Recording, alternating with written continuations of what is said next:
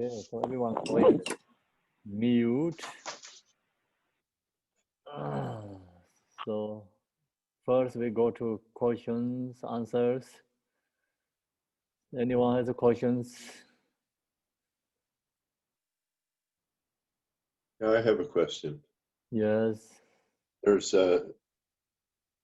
some lineages say there's 10 realms. There's 6 samsaric realms, and then there's 4 holy realms, which would be the Buddha realm, the Bodhisattva realm, and the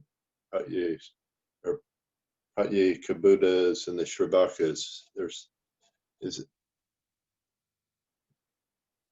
Are there 10 realms or not? Yeah, people can say that. There's nothing wrong. 6 realms, samsara, then others just say, okay, first for me Bodhisattva realm, second for me Bodhisattva realm. You can make many different kind of realms there. So then usually just we talk about the 2 different nirvanas, Pakika Buddhas and Arhats nirvana and the Buddhahood. So 2 nirvanas and 2 liberations. So then of course many different pure lanes, many different pure lanes. So that's also Buddha's realm. Yeah. Yeah, because I also got to wondering about the being born into a the born into a higher realm, and I have had doubts about recognizing the God realm, the 2 God realms in samsara as ideal places to go. So it seemed like there had to be somewhere else. That's what drove my looking into it and wondering. So you mean that higher realms is human beings, God's realms, 2 God's realms, yeah, human realms and 2 God's realms called 3 higher realms. So what do you mean that? I mean, this here was somebody asked a question here yesterday related to being born into an extraordinary realm, and I was also wondering about, every once in a while we mention being born into a higher realm. Yes. So is the extraordinary realm maybe being born into one of the other pure lands or something, No, that's an extraordinary realm. Is actually the human beings with connect with the Dharma. That is called extraordinary. Yeah. So right now we have extraordinary, birth because to connect with the Dharma, all conditions we have. That's what's called extraordinary realm. It's a human being. Okay. Yeah. And then, of course, this really understanding samsara, no one wanted to reborn even higher realms. So usually, of course, regular, ordinary people have attached to the object and the desires. So then they're attached to good things like, hatred to bad because we don't want to reborn lower realms. We wanted to be higher realms. That is the first step. Then you will go more understanding samsara, even you don't want to reborn higher realms too. That's why we have to meditate the defect of samsara. Defect of samsara. Yeah. So Khenpo, yes. I have a question.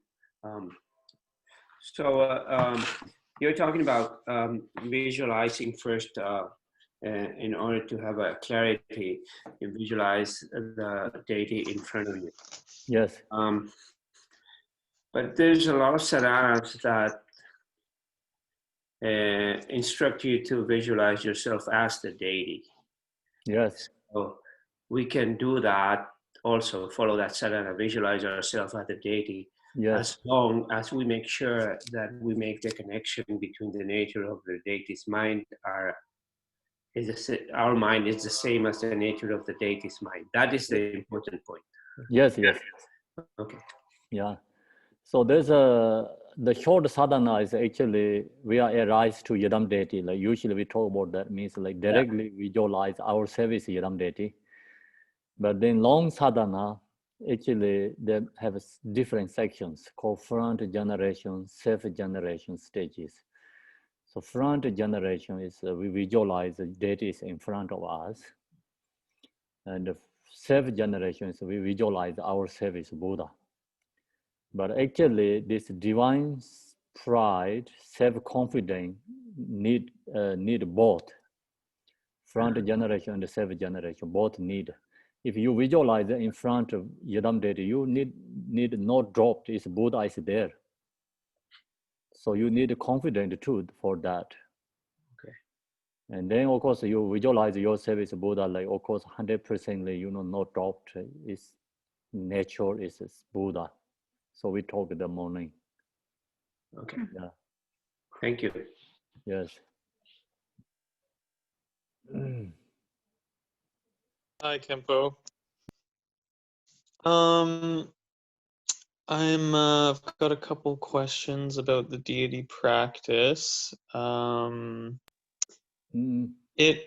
motivates me to have all these different deity practices. Like, sometimes I'll want to do Tara, Chenrezig, Medicine Buddha, Vajrakalaya, and it kind of motivates me to practice to have variety. But I'm worried that I'm not being efficient, because I know Garchen Rinpoche says to have one, like, like a yidam, like that you do every day. And they're all the same anyway. So like, why is there so many different practices? Why do some people have different yidams? And I'm just worried that I'm not being efficient, and maybe I should just focus on one, So that is a dependent individual. Some people like many different yadams. So some is just focus for mostly one or two like that. It's dependent, you how you understanding the yadam deity. You recognize all this yadam deity is the same, no difference. Essence all is the same. You recognize that. Then doesn't matter the different forms, which kind of name, Tara or Chenrezig or Manjushri, whatever names, like no any different, just recognize author form, a person is different, but inner is the same. Long as you know that, then it's all Yadam deity is suitable for practice, no difference.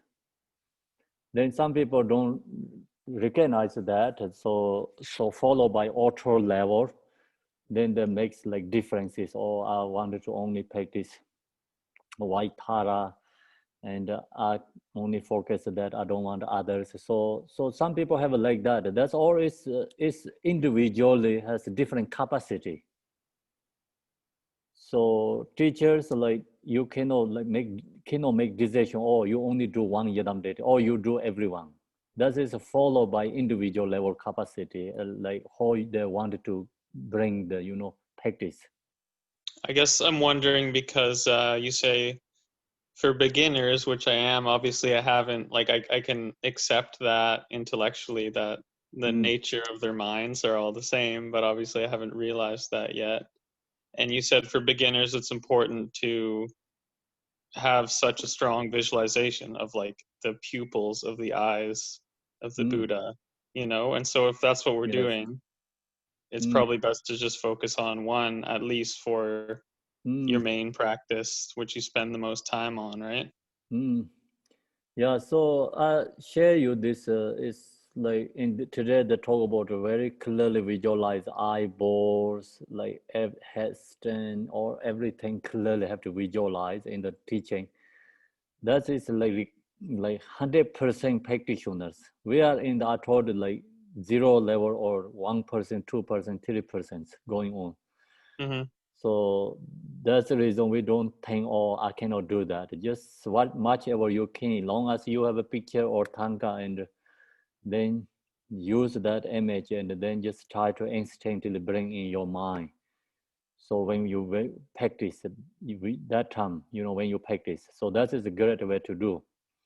And there's right note that today teaching, the visualization, is not many people. Even like I share you in the monastery, we chant the practice Yidam deities. Maybe 1 person, 2 person can have that kind of practice level. Right. So but it's okay. We follow all the different Yidam deities. Always we practice a different kind of Yidam deities. Right. And this both stage of meditation, Gachen Rinpoche share is the twice he talked that use this both stage of meditation. He shared the meditations. Once in Virginia, once in Ohio. So when he talked about these sections, like he also said, this is not possible for regular people to visualize. But it's come from the teaching. So we practice. We practitioners recognize. We cannot do that. Most people. And just most important is devotion. And as long as you have some object of a Thangka statue, just instinctively visualize in front. Then not try to push too harder to, I want to clear visualize. So that is become distraction. Yeah. Yeah. Yeah. So it's okay to practice a bunch right now. Just Yes, a bunch. Yeah, of course. Long as your mind is comfortable, then you can put bunches together. All right, sounds good. Thanks. Actually, we practice one Yidam deity is so many already bunch in there. We like say one, but no, actually one there. So think about it. Archists practice like all Buddhas are there together. Not only Buddhas, so many other Dakinis, protectors, all is there. But some we don't know. Like just we're doing practice. It's okay. Nothing wrong that. Yeah. So just recognize the mean one. Okay. Then just follow the sadhana, and just mind is focus that. Focus, understanding. That is great. And visualization, everything comes clearly and stable divine pride. That means like really high level practitioners. This book is talking about 100%. Yeah. So yeah, it's like we are in the starting from zero. So don't think about it. Don't feel pressure. Yeah. Yeah, easy going, easy no going. Pressure, no pressure to no become pressure. a Buddha. Yes. Yeah. I guess does the visualization practice strengthen your ability to realize the divine pride, the nature of mind? Is that why you start with the visualization? Yeah. Yes, divine pride practice actually which Yidam deity you first visualize and then put that divine pride, like say you think I'm the same that Yidam deity. You practice it that way. Then practitioners become completion, means like they arise the same achievement that Yidam deity. Wow. Yeah, so that's a Marpa Lotsa. I share many times the story, like when he give empowerment for Milarepa and his disciples, Marpa Lotsa, which Yidam deity he bestow empowerment, he can transform that Yidam deity's form body. Many disciples can see that. So that is his confident divine pride. Yes. So that is like he's transformed to that form body.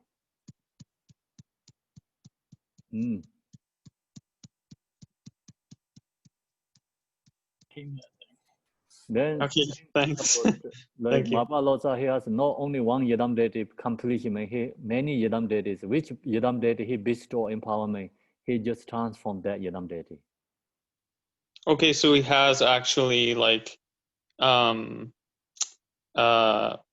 accomplished each of those deities that he can transform into? Yes. When you accomplish one deity, do you accomplish all of them? Yes. One Yidam deity accomplish all the Yidam deities. Okay. Yeah. Well, for now, I'll just practice a bunch. You can practice a bunch. Okay. Thanks. Yeah. Thank you. Great teaching this morning. You're welcome. So think about it. People who has more self, then one is like, okay, I only one. I love this one. So then he then practice. That is good for them who has a strong self. You know, there has different families like talk about in the Joe Onome Liberation beginning. So individually has different kind of, you know, family means like their, you know, they need a different kind. So some only practice one is good. Some practice a bunch is good. So it's dependent, you know, some like has a strong self and I, and like they're also secret, you know, they not really want to show others what I'm doing. Then you focus one is better. Kimball, I So have a some question. easy going, mind open is a bunch practice is better together. Yes. Kimball, can I use my teacher as my Yidam deity? Can I use like because I can see my teacher all the time and I can see in my mind, so can I use my teacher as Yidam deity? Yeah, that's like dependent, which is like kind of you have devotion. Sometimes they say like my guru is inseparable Yidam deity. Sometimes we say, okay, visualize Ru Guru and form is a Yidam deity. Sorry, like visualize form body is a Ru Guru, essence is a Yidam deity. That means like Yidam, if you have a Yidam deity is like you have strong devotion, you can do that way. Or other way, form body is Yidam deity, essence of the Ru Guru. Form body is Ru Guru, essence of Yidam deity. They always have that kind of, you know, different choices. Which one you have more connections? If you have a connection with the Ru Guru, then you say, okay, when you practice a Tara, so form body is a Tara, but essence is Ru Guru. Yeah? And then I don't understand what is form body and what is essence. What is the difference between the essence and the form body? And Isn't it that they are the same? That means like, you know, form is equal to Para, but me, essence, mind, nature is Ru Guru. Oh, okay. Yeah. Okay, I see. Okay, so then also these practitioners, especially realizers in Jigten Songgung, like kind of Jigten Songgung, what he says like, I am realizer. He said, I am the yogi. The reason is I realize my mind, Ru Guru, Yidam deity, mind, nature is inseparable. Same. So that's why he said, I am realizer, I am yogi, I realize my mind. Buddha's like Yidam deity's mind, Guru's mind is inseparable, it's the same. It's one. Yeah. Okay, thank you. You're welcome. So we, like, you know, right now, ordinary, like, you know, we have this impure perception. So we have our ordinary mind. Then, of course, with devotion to like Guru, and then another Yidam deity, or is a separate. So long as you practice is become more effective and strong, then you have become bringing into together. And one day is you realize inseparable. This theory of not distinctions become inseparable. So that means like you realize.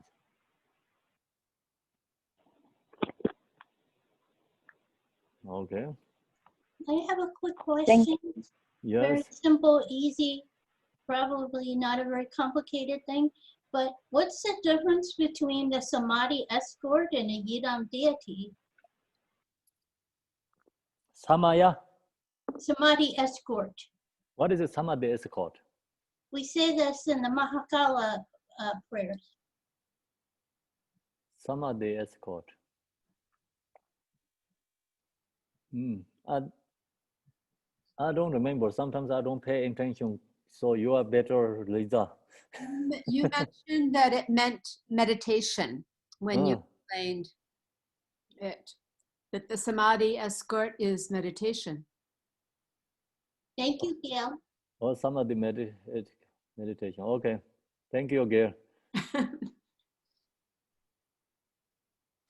Khenpo, can I ask you, on page 104 of the book, it says there are 4 signs of how you're doing when you do this practice. There are 4 signs that show that you're increasing your clarity and stability in your visualization. I can't quite find 4. I've read it a couple times and I'm probably putting 2 of them together. I just wondered if you could list the 4 signs. Can you list the 4 signs? 4 signs? It says, like, number 1, every detail of the deity becomes clear. That's a sign that you're developing clarity and stability. And then I get lost. I think one of the signs is if you maintain the presence of the deity and the deity's visualization doesn't flicker or become dim or seem like it's in a fog. It just stays there and is present with you. I think that the book says that's one of the signs. In between, I get kind of I'm not clear what it's saying.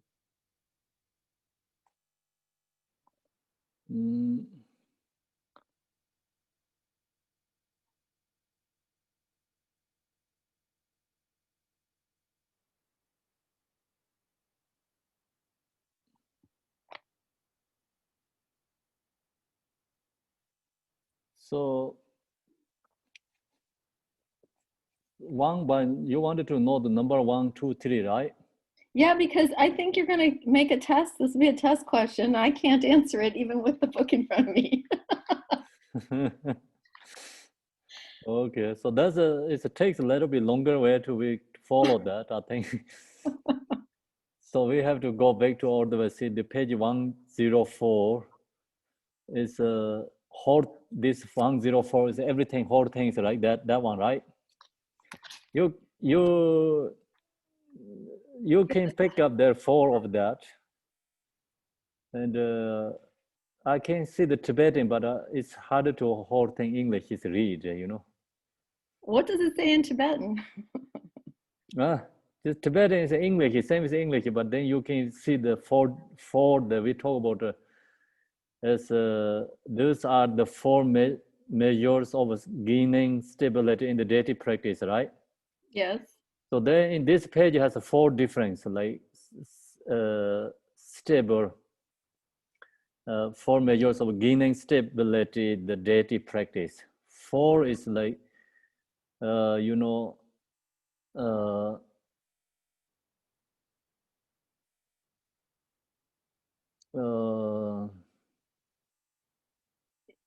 You know, is the fact that you don't have thoughts, is that one of them or no?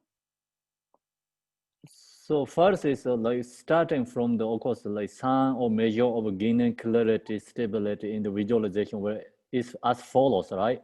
Yes. So then from there follow every detail, every detail of the deity down to clear distinction between the white of the eyeball and the peppers or purple in the sharp clarity. So so number 1, you can visualize details of the deity. Okay. Yeah. Number 2, what's number 2? With clarity in awareness, not a state of lethargy or drowsiness, there is clarity and emptiness. Unlike leftness, actually. Okay, so that is always number 1. The first, this, you or clearly, the eyeball, everything understanding clearly, right? Okay. Then also, also the which clarity and awareness not in state of lethargy of drawness, there is a clarity and emptiness. So that's always one.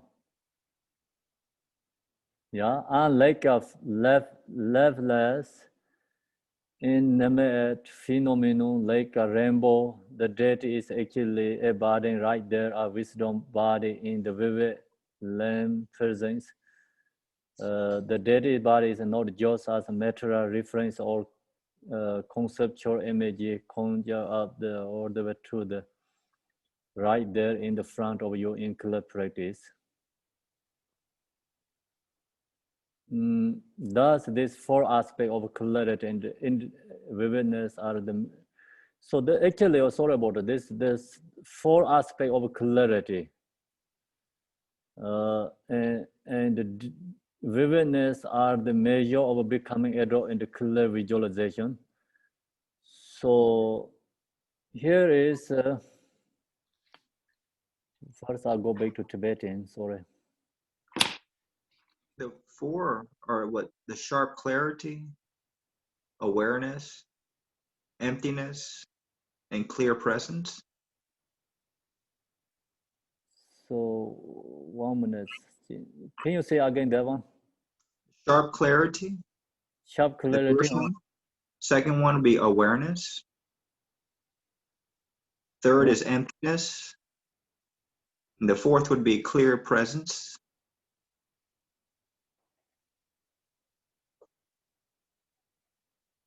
So, yeah, I think so. That's four is the four clarity. Mm-hmm. Thomas, would you say it one more time so I could put it on the notes? Certainly. It's sharp clarity. Number two is awareness. Number three is emptiness. And the fourth one would be clear presence. Perfect. Thank you. You're welcome. So it's not only that, actually not that one only. So that is the one aspect is like, and here is like hold this like, you know, and here other part is always like part of clarity in the four measures. So I break down tonight and let you know tomorrow. So that is easy. Right now it's I'm confused because it's have to read the whole thing English, you know. Okay. Yeah. Thank you. You're welcome.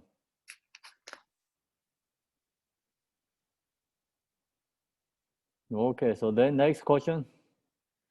Sandra, your question is so deep. No, it's just that I'm so confused. performed. So I actually has question for you. What is the first one? Is what is the second one? Yeah. Do you get anything there?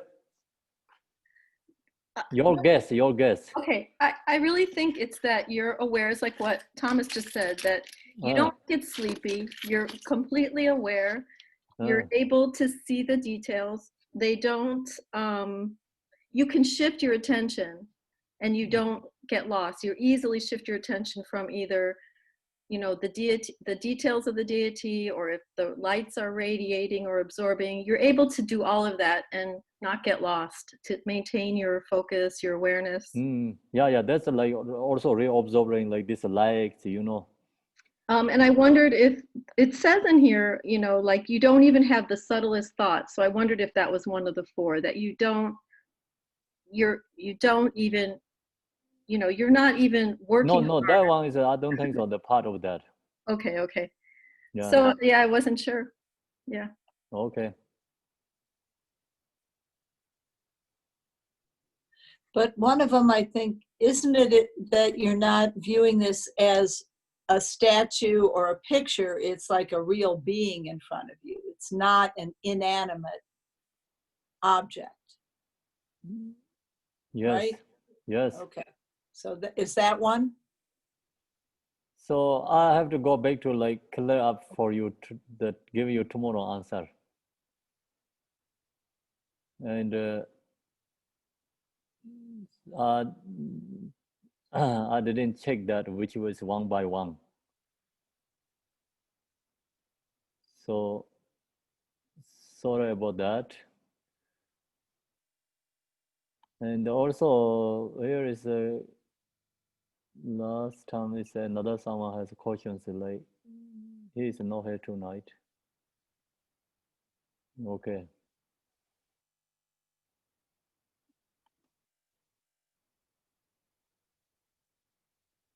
So that time I give answer is like the answer is incorrect. I wanted to clear up that he is not the French Guevara or French Guevara. He's not here, right? French is here. Yes, French I'm is sorry, I'm here. Yes. Oh, you are here. Yeah. Yeah. Last time you asked question is also where is your ask questions? I remember somewhere. So I check that at that time is I give you the answer is like body, speech, mind. So threefold something, right? Threefold. Threefold Vajra method. Yeah. So so that threefold is not the body and the speech, mind. Okay. Where is that pages? Do you remember? No, I don't have the capacity to remember page numbers.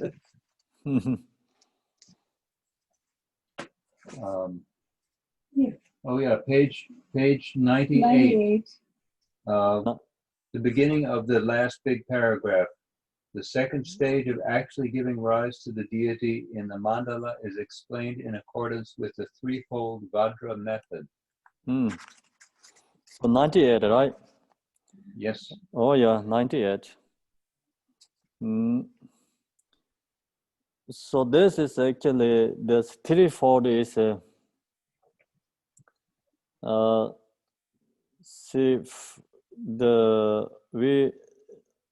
purify actually, like purify this birth obscuration, purify birth obscuration. That has three Vajra fold. This three is so first we visualize it and the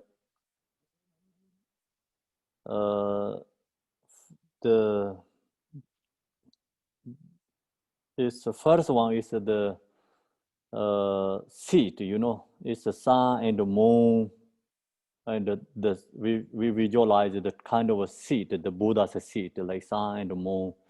So that is the first one, like kind of a throne, like different kind of, we already talked to throne, but some has like lotus and the sun and the moon. So that is the first one.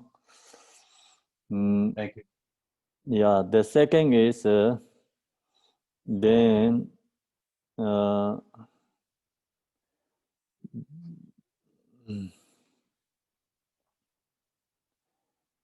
so second is the essence of the fathers and the mothers, and the third is the syllable is transformed to the syllable is representative consciousness transformed to the Buddha's body. So this theory is called the threefold Vajra. Actually, think about the mother's womb, father's essence, mother's essence, and consciousness. So this theory is transforming, purifying karmic imprints. That's the reason we visualize lotus flowers and the sun and the moon and the syllables. So that is called threefold. Thank you, Khenpo. Thank you. Yeah. Do you get? I understand the words. Okay.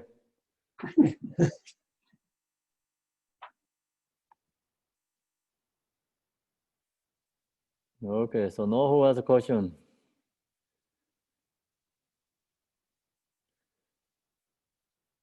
Hi, Jason from Afghanistan. How are you doing? Hey, I'm doing well. How are you doing? We are doing great.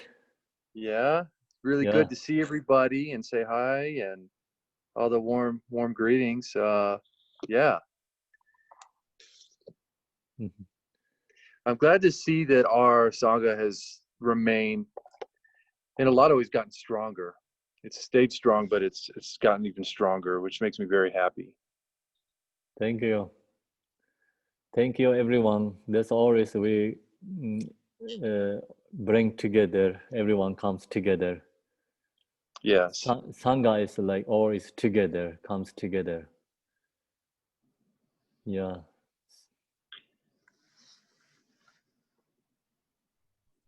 Okay, so now anyone has a question?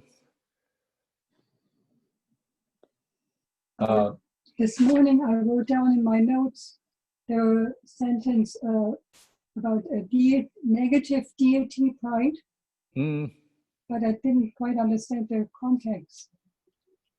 Negative pride is not deity pride, negative pride.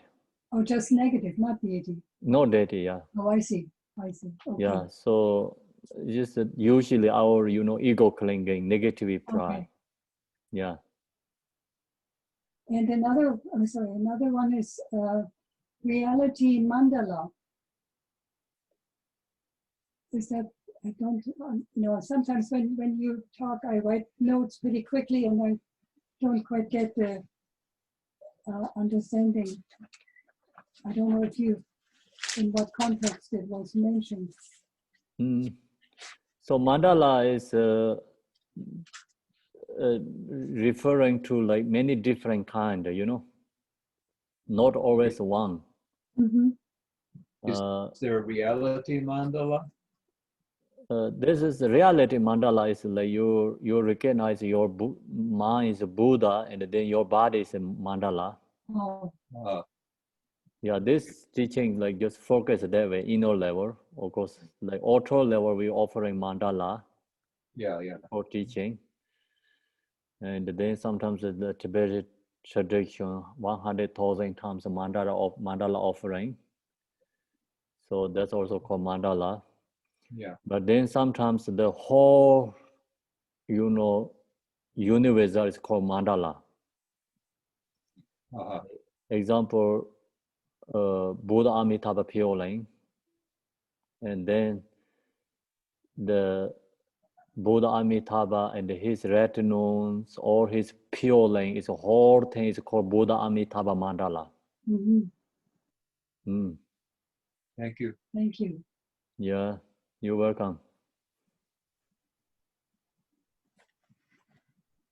Kempo? Yes. You were talking about effort. Oh, at one point you were talking about visualizing, and then you said when you have that effort, and that was when I wanted to ask you the question because I didn't quite get the kind of effort you were talking about. Sorry about my dog. Oh, it's okay. Don't also get the Dharma together. That's good. Yeah, she has a question too. Yeah, I think she has a question too. She said, why is I'm dog? When can I be human? Yeah. Okay, so can you say again your question? I didn't get it really. You were discussing something, maybe somebody else remembers. This morning, at a certain point when I wanted to ask the question, and you were talking about a kind of effort. And when we felt that effort in ourselves, then we knew there was something.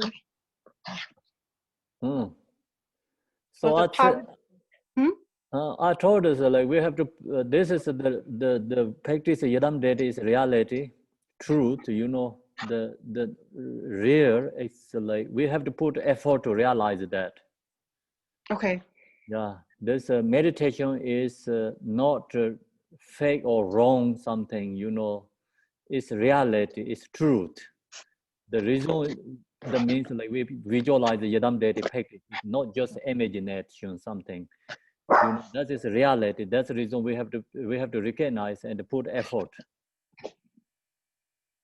Okay. Yeah. Yeah. Okay. That's the idea. Okay. Thank you. Thank you. Thank you. So now if no questions, we're going to meditate, yeah? Temple, I have a question. Yes. I want to ask, I have a friend, she's a very pious Buddhist and she's a Bodhisattva well, but she said that she never able to close her eye to see anything. Whenever she closes her eye, she cannot see anything. Even just a syllable, she cannot see. Like her mind just cannot project. Even like phrase, we know each other very well. She say when she closes her eye, she cannot see my face in her Okay, mind. so when she close eye, she can remember her mother or no? No, she cannot see any image. No, When she can close remember her eye, mother or no? she can remember her mother, but not seeing her mother's face. Oh. So then she have to open eye. Yeah, she open eye when she see a picture. She can see the picture, but when she close her eye, she cannot remember any of that picture. Okay, so then have to open eye. Tell her open eye, you know. Okay. Yeah. So visualize, just open eye, but not when you close your eye, you cannot imagine or visualize the deity in front of you. Yeah, so then she needed tanka. And So also, just in front very concrete to see it. yeah, so Okay. then tanka and Kustor, this like Buddha's image, like Kustor Buddha's, like it's clear and empty, shows like kind of like, you know, really good information. That just in essence. Okay. Okay. Yeah. Thank you, Temple. You're welcome. Okay, I still have a question, Kempo. Yes. The notes I wrote down is saying having a clear visualization is not enough. You have to actually become the deity. Yes. And okay, so what I have been doing is becoming the deity with the forearms and so forth and so on. But that's inside, not outside. So no, now no. you say, you say that's not right. We need to make sure our mind, the mind is the same. Yes, yes. So, and I have to work on that because I don't understand. I don't know how to do that. But actually, you know that. So I'm sure you know that. So of course, this yeah, first like this visualization is not enough. Means like comparing to, you know, to the practice divine pride is more powerful. Comparing like to. And also we wanted to achieve Buddhahood, so we have to use divine, stable divine pride. So without that, and not only visualize, cannot achieve the Buddhahood. Of course, first step, we have to visualize clearly this Buddhas, like clearly means just much ever we can visualize, that is important. And without that, also you cannot really do the divine pride, the stable divine pride too. So then you visualize, and then also divine pride. Divine pride is you visualize the Tara, right? Or Chenrezig, yeah, EDG. Either one, yes. Yeah, so you visualize the Chenrezig. So you visualize means you close eye, you image like kind of like in the Chenrezig is approach to your mind, yeah. I can see that, yes. Okay, so that is the visualize. Then you're thinking about that Chenrezig and look to your mind. It's your mind, nature, and that visualize the Chenrezig is inseparable. So just think that any Buddha visualize the Buddha and your nature mind is inseparable, same nature. So you recognize that, then you into your nature mind, meditate. So that is the divine pride.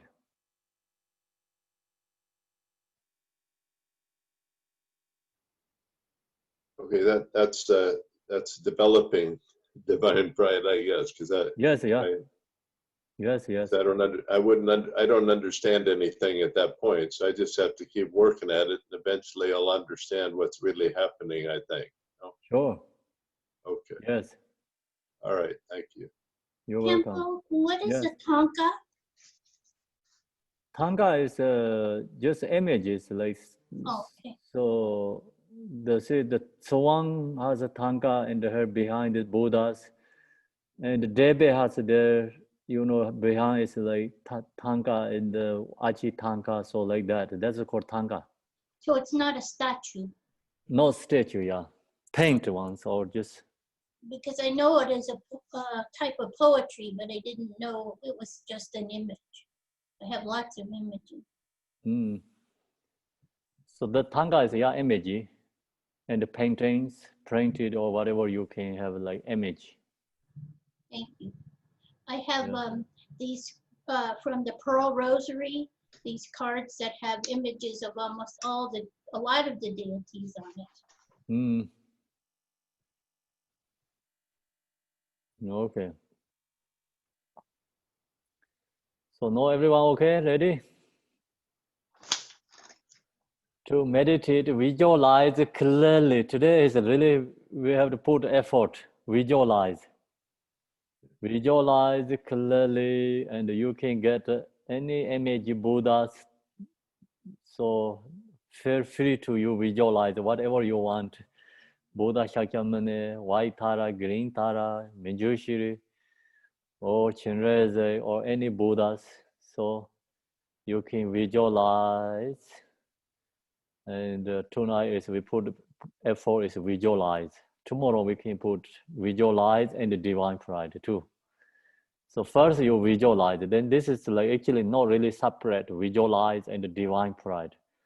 So visualize the Yidam deity, whatever you visualize the Yidam deity, not any doubt, you have 100% certainty and that is a Yidam deity, then you need confidence from the generation, 7th generation.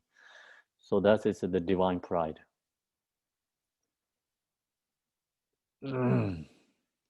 We're going to meditate 15 minutes together.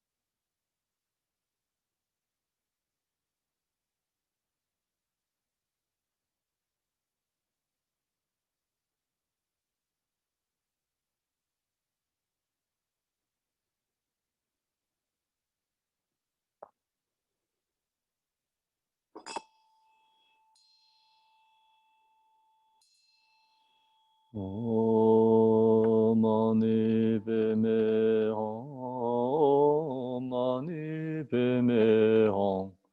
Om Mani Padme Hum. Om Mani Padme Hum. Om Mani Padme Hum. Om Mani Padme Hum. Om Mani Padme Hum. Om Mani Padme Hum.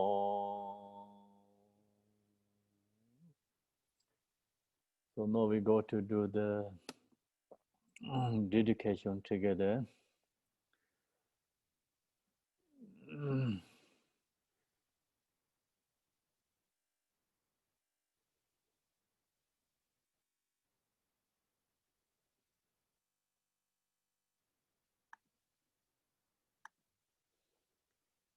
Emaho. In the center is marvelous Buddha Amitabha of boundless light. On the right side is the Lord of great compassion, and on the left is Vajrapane, the Lord of powerful means. All are surrounded by limitless Buddhas and Bodhisattvas. Immeasurable peace and happiness is the blissful feeling of their watching. When I and all beings pass from samsara, may we be born there without taking samsara rebirth. May I have the blessing of meeting Amitabha face to face. By the power of blessings of the Buddhas and the Bodhisattvas of the 10 directions, may we attain this aspiration without hindrances. Tiyata Benzandaya Avam Bodhanaya Soha. Bodhicitta, the excellent, the precious mind. Where it is unborn, may it arise. Where it is born, may it not decline, but it will increase higher and higher. By this virtue, may I achieve omniscience, by defeating all enemies, confusion. May all who traverse on the waves of birth, old age, sickness, and death, cross the ocean of samsara. As Majeshwari, the Vero realized the ultimate state, and as did Samantabhadra, I will follow in the path and fully dedicate all the merit for all sentient beings. May the teaching of Guru Digompa Ranashiri, who is omniscient Lord of Dharma, Master of interdependence, continue and increase through study, practice, contemplation, meditation, enter end of the samsara. Thank you. Thank you, everyone. Thank you, Kempo. See you tomorrow. Thank you, Kempo. Thank you, Yeah, Kempo. see you. Kempo, thank you. 9 o'clock tomorrow, 9 o'clock. Yes. Excellent. Thank you. Thank you, Kempo. Who has a good Thank you effort very is 9. much. Thank you, Kempo. Second effort is 10. Third effort is 11. Did I hear test? How about happy hour? 9 o'clock happy hour. Yes, 9 o'clock happy hour. Did happy hour ever take place last night at 5? Bye-bye, Salem. What? I think it was rescheduled till now at 7, so we just had it. You didn't miss it.